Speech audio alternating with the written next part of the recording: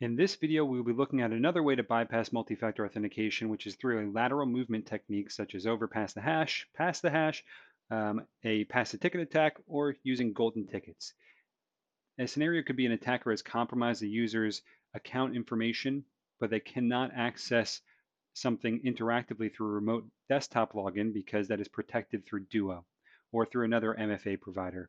And they need to find a way around that.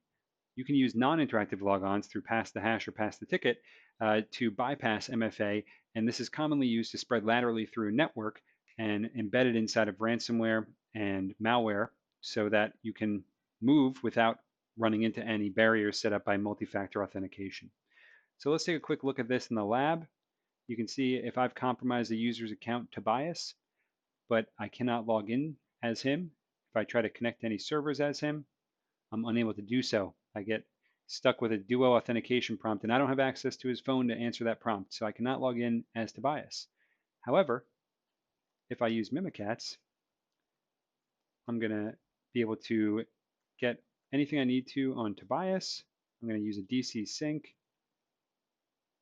to get all of Tobias's information.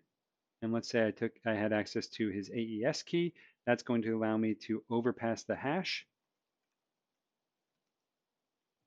I just specify the user I want, the domain, and his AES key. Now I'm running as Michael, but I can access other computers like the computer I was trying to get into. And now I'm running as Tobias, and I have access to just about anything I want on that system. I can run any commands, bypassing all the Duo barriers that have been put up to put MFA in front of that system. So that's just a simple way that you can use lateral movement techniques to bypass multi-factor authentication.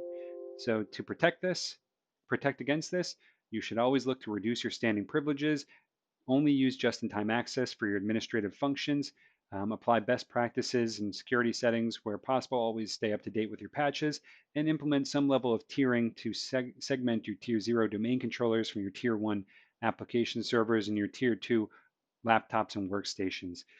To learn more about how Stealthbits can help you with this, you can visit stealthbits.com or attack.stealthbits.com, where we provide more information on these attacks that we covered here today.